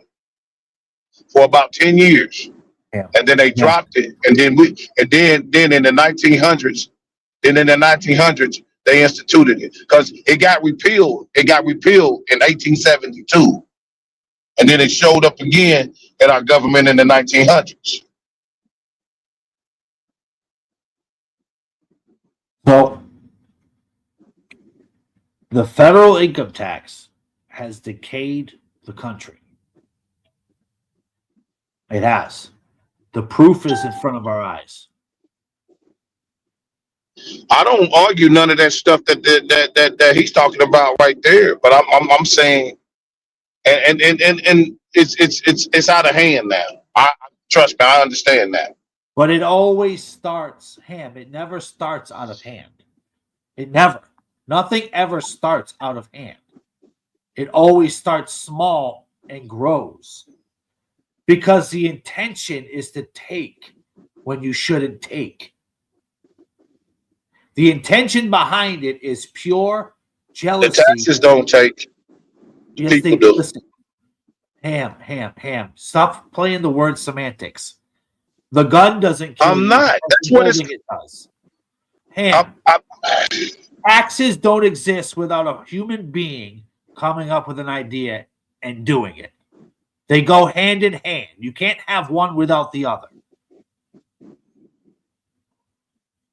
So to say taxes are an issue is not wrong. It's right. Because taxes don't exist unless a human being institutes taxes. Taxes just don't pop up and start coming out of you. That's silly. I agree. Taxes have crippled the country. And taxes have crippled the country. People have crippled the country. Which they did it by means of taxing. That was the tool in which they crippled it. So taxes, that tool has crippled it. They used a tool in order to cripple the country. Taxes are not good. They're not. They're bad for people. Actually, I got to tell you, both of us was wrong about that. I was wrong, and so were you. It was called a civil. It was called a Civil War tax. That's what it was called. That's what I was looking at. Supposed to be driving, but I was looking at it. To fund the Civil War. Like I said, to fund the Civil War, and the U.S. government introduced a natural first federal income taxes in 1862, along an extensive exercise of luxury tax. These measures, including 3% to 10% graduated tax or income that established the Internal Bureau of Revenue. This is what it was then. Then it got repealed and reestablished in 1913, which right here, Looking for God just put that up. Correct. So it got repealed. Started. It was there for 10 years. 13. It got repealed. Yeah, it was called a Civil War tax, is what they called it. That's not so the we same were both wrong. income tax. They still collected taxes for the on, war. No, an income tax is based on your personal revenue. I know, it's still a tax. No, but an income tax is different than a sales tax. That's why they now have. You doing semantics? No, I'm not, because a sales tax is a certain amount. Per I know what a sales tax is. I know what a luxury tax is. You bring in, so whatever you purchase. See the difference between purchasing and taking. Yeah, but you get charged for that. And taking. But it's not the same. Yeah, but they will get. Yeah, but they were collecting a tax to fund the war. I literally just read that. An income tax is based upon solely how much revenue you take in. That's it. Nothing else. A sales tax is what you purchase. Yeah, I know the difference. So an income tax. But it's my point that I was making, Brother Johnny, is it's still a tax. Okay, you ready? All right, you ready? Yeah. So, the federal income tax, by sheer definition, is wrong. Because, like I said earlier, no group of people could tell the country where they should put their money to help people. No, people Agreed. Man, you agree 100%. Yeah. We agree Now- about that. We definitely agree with that 100%. Now, If when I don't want to pay for Skittles operations and stuff like that, my money shouldn't go towards it. all right, so that's where taxes go. So No, I wasn't. I didn't disagree with you about that. all around the federal income tax, as well as many other taxes, right? You have sales tax, property tax, you have food tax, you Yeah. have you have all kinds of tax, right? Yeah. You know, you have excise tax. So all We these got types- tax for taxes for taxes. correct, which is what he's talking about. They have taken it and they've used it as a money machine to Of fund course. innumerable amount of debt that will never be repaid until we stop. Which at Agreed. this point, I doubt will happen because people are more worried about their day to day that they don't think on these things. Which is why I'm doing this live Yeah. to bring it to the attention of people, whoever may see it, so they can think for themselves. That's why I say the deficit's a joke. It's going to continue to climb because I know, but it's a joke. yes, because it's just Because telling you that because you know what would happen. Yeah, yeah. No, I'm just saying. You know what would happen, right? If we got close to paying it off, it would grow more. Yes, because they would spend more. No. It would grow more. It would grow more to keep feeding the machine. That's what I'm saying. Because they would continue to come up. Have you ever noticed how they have a new pet project or a new social program for everything? I wouldn't be surprised if they start having a social program for people sneezing. Yeah. Yeah. The social programs are way beyond what's necessary. This is what I'm saying. And 9 times out of 10, a lot of people won't read up to see what these programs are. And they won't see where the money goes because they have Nope. made it so impossible, not impossible, but difficult to keep up with these things because people are too busy working 2 and 3 jobs, working 16 hours a day, that they don't have the energy to keep up with it. So they'll continue I know. to machine and continue to do what's necessary, where the vast few, even though they're tired, will do their education and do their research, and they will look into it, and their eyes will open. And that's where we're at. We're at a point in time where people are too lazy to look into things. They'd rather find out. That's another big problem. Now we're going down a whole other rabbit hole I'm not trying to go down. But You know, so people much are as you jump right. Well, you were just talking. I'm sorry for interrupting you, but I was thinking about something, right? I remember that old saying, and I've heard it for years, that there's money in war. Now I understand the saying. Right. But no, while I was reading that article, well, Yeah. when I was reading that while I was reading that, now Yeah. it makes sense to me. why Because do you when I think used to hear it, I didn't think much of it. Yeah, when I used to hear it, I didn't think much of it. But now I do. why do you think they keep going to war? There's always a war that has to be fought. Yep, that's true. And it has nothing to do with us. Well, what we can say, America's 100-year war. No, they had so many wars. They had the Spanish American War. They had all kinds of wars. Yeah, but I'm saying that they've fought wars for In these hundred years, they fought a lot of wars. It's been more. You go back to, right? You look at the you go back to from the found, right? They fought the Revolutionary War, right? Then they fought the Civil War.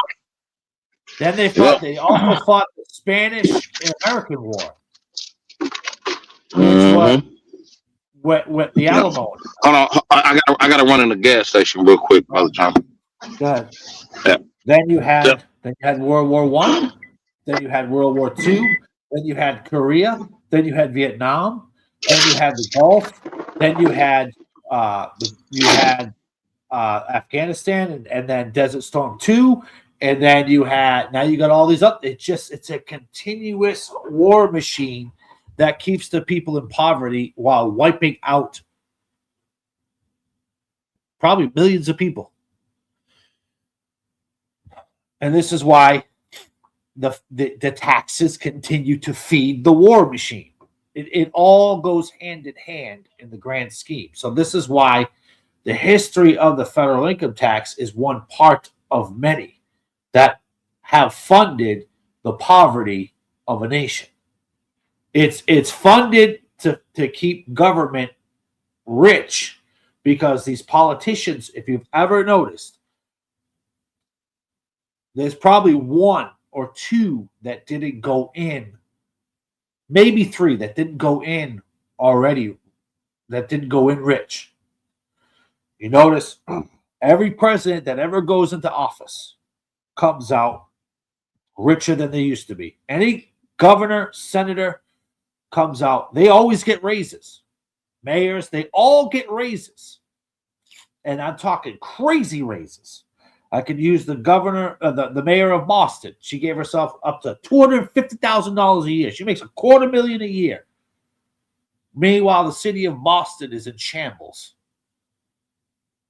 So these taxes pay for the retirements for presidents. They pay for the retirements of senators, governors. They pay for all of these things and many other things. So the federal income tax, I'm going to continue this video. So I like where this gentleman goes. Debt to finance their lives. While the state grew into a leviathan of unimaginable proportions, entirely unconstrained by the limits of a gold standard or the consent of a truly untaxed populace. The ultimate triumph of the 1913 architecture is the complete inversion of the American economic class structure.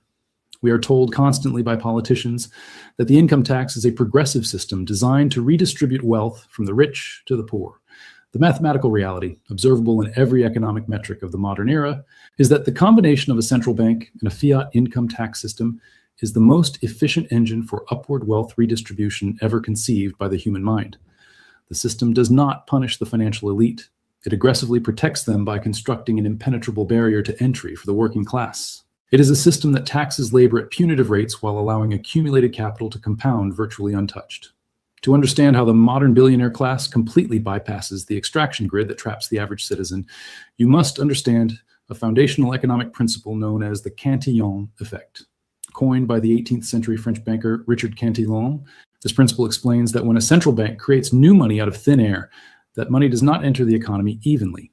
The entities positioned closest to the money spigot, the massive commercial banks, the defense contractors, the hedge funds, and the politically connected megacorporations, receive the new currency first.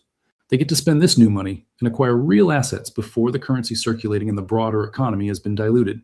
By the time that newly printed money finally trickles down to the mechanic, the teacher, or the factory worker in the form of a slightly Filing your taxes doesn't have to be stressful. In this edition of higher nominal wage, the prices of housing, food, and energy have already skyrocketed. The middle class absorbs the inflation, while the elite absorb the purchasing power. But the Cantillon effect is only the first half of the wealth transfer. The second half is the tax code itself. The 16th Amendment fundamentally targets income, which is the compensation you receive for exchanging your finite time and physical labor for wages. The ultra-wealthy do not generate their wealth through W-2 wage labor. They generate their wealth through the appreciation of assets, stocks, commercial real estate, privately held corporations, and intellectual property. The tax code treats these two forms of wealth generation entirely differently. The modern billionaire executes a perfectly legal, mathematically flawless maneuver commonly referred to in elite wealth management circles as the buy, borrow, die strategy. When a founder builds a massive technology company and their stock appreciates by tens of billions of dollars, they do not sell the stock to buy a mansion or a mega yacht. Selling the stock would trigger a massive capital gains tax event. Instead, they take their shares to a major Wall Street bank and pledge them as collateral for a massive low-interest portfolio loan. Because debt is not legally classified as income, the borrowed millions are completely 100% tax-free. They live a lifestyle of unimaginable luxury funded entirely by untaxed debt, while their underlying assets continue to compound at a rate far higher than the microscopic interest rate they are paying to the bank. When they eventually pass away, the assets are transferred to their heirs. The cost basis of the stock is stepped up to the current market value. The loans are paid off, and the entire tax obligation simply vanishes into the ether. Meanwhile, the surgeon, the engineer, or the small business owner who earns a high salary through sheer grinding labor is brutally penalized. They are trapped in the highest marginal tax brackets, stripped of 40 to 50% of their wealth before it ever hits their bank account, and completely locked out of the buy, borrow, die loophole. They are locked out because their primary asset is their own physical labor, which a bank will not accept as collateral for a perpetual tax-free loan. The 1913 income tax did not eat the rich. It created a permanent, insurmountable moat around them. It ensures that no matter how hard a citizen works, they can never earn enough post-tax income to challenge the established asset-owning aristocracy. We have now reached the terminal phase of this extraction paradigm. The United States national debt is careening past $36 trillion, thus interest payments alone are consuming over $1 trillion a year, exceeding the entire budget of the Department of Defense. The federal government is facing a mathematical certainty. The debt can never be repaid with the current level of taxation. They have two choices. They can either dramatically increase the extraction of wealth from the populace, or they can order the Federal Reserve to print the difference, effectively defaulting on the debt through hyperinflation. They are actively preparing to do both. The recent unprecedented expansion of the Internal Revenue Service, the hiring of tens of thousands of new agents, and the modernization of their enforcement technology is not designed to audit complex multinational corporate tax structures. It is designed to aggressively squeeze the remaining juice from the vast, unprotected middle class and the small business sector. The introduction of third-party payment reporting networks and the relentless push towards central bank digital currencies, CBDCs, represent the final absolute closure of the extraction grid. A CBDC is not a technological upgrade, it is a programmable control mechanism. It would allow the central bank and the Treasury to track, monitor, and instantly, automatically tax every single transaction in real time, completely eliminating the shadow economy and stripping the citizen of any remaining financial privacy. The system built in 1913 is functioning exactly as it was intended. It is a highly efficient vacuum designed to transfer the productive energy of the nation into the hands of the state and its chosen financial beneficiaries. To survive the collapse of this debt supercycle, you must fundamentally restructure your relationship with money, labor, and the state. You must execute a personal financial secession from the fiat extraction grid. The first defensive mandate is to aggressively transition your wealth generation from labor to capital. You must minimize the amount of your wealth that is exposed to the W-2 income tax dragnet. This requires utilizing legal corporate structures, trusts, and strategic business entities that allow you to control assets and write off expenses before the government calculates your tax liability.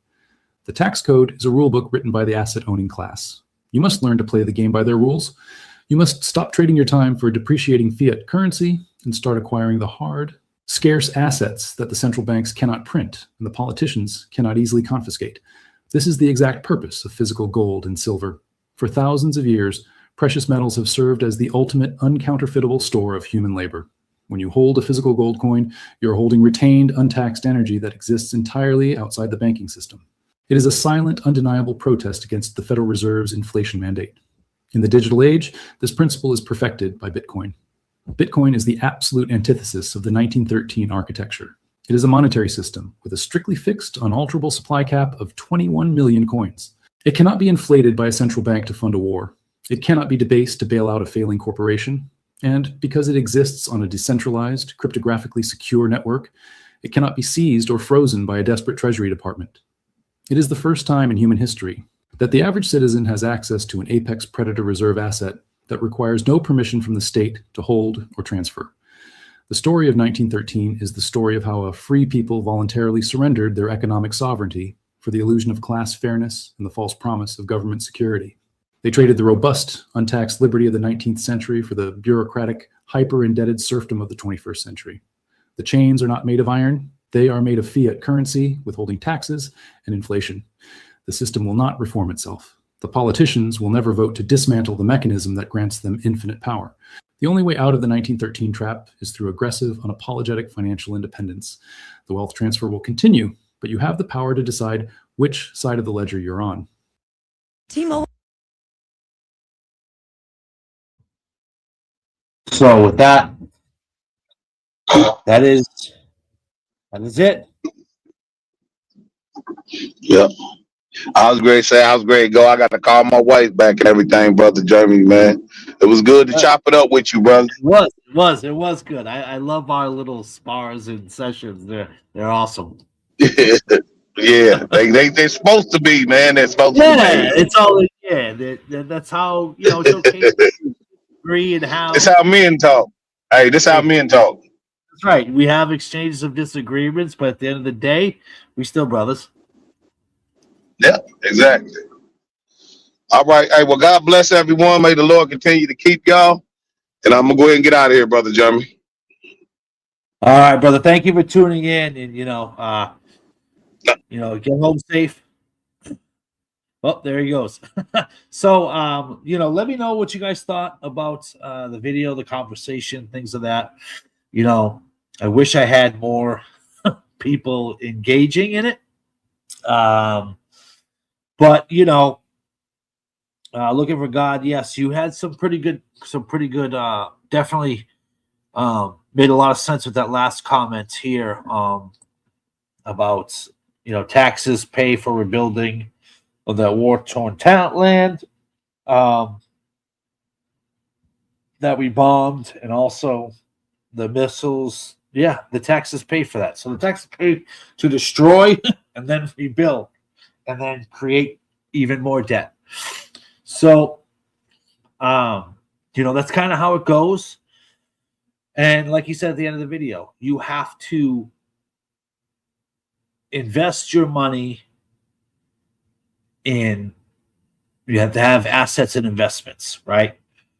Start investing your money in, what is that? It's not a 401k, but it's a Roth IRA. It's a tax-free investment. Invest your money into other businesses and things like that, other places, and things of that nature. If you don't own a business yourself, if you own a business, use those taxes to the write-offs so that way you can benefit and keep your money and keep you producing and living a more manageable life. And I encourage everybody to do your research. Take the time you have to understand the world that you live in, as well as understand the history of the world that you live in, because the history of this world will tell you where you are, because there's always a similarity. For instance, I'm reading a book it's called The Romans. It's a 2,000-year history on the Romans, and right from the onset of the book, there's a lot of comparisons to Rome and the United States. Also, I learned a couple of things about some English words that came from actual Roman people. The word came from their last name due to their character. So continue to feed your mind with knowledge. Continue to feed it with things that will benefit you and others, and continue to do the best that you can in this present world. And I'd love to see everybody do well. I don't care who you are. I want to see you do well in life. I want to see you thrive. I want to see you succeed. I do these types of things because I want people to understand what they're dealing with. I want people to be better at the end of the day. I don't want people to be in the dark. I don't want them to be lost. So this is why I do things like this. from time to time and mix it up with obviously the scriptures, because got to have that. Those conversations are always amazing. And you know, I thank each and every one of you for tuning in, for supporting me. I thank you for your thoughts and everything, your opinions on the matter, whether you agree or disagree. I'm thankful for them. I'm thankful for, you know, you just tuning in and you know, really hearing what was put out there. So, you know, I encourage everybody, read a book, start reading on a multitude of different things and broaden your understanding. Always take the time to be bettering yourself. Yes, there's time where you relax and, you know, you will have your moments, but when you're not, use it to better you and the people around you. So until the next time, this is another episode of Exposing the Works of Darkness with Brother Dunbar. I am Brother Dunbar. Till the next time, peace be unto you.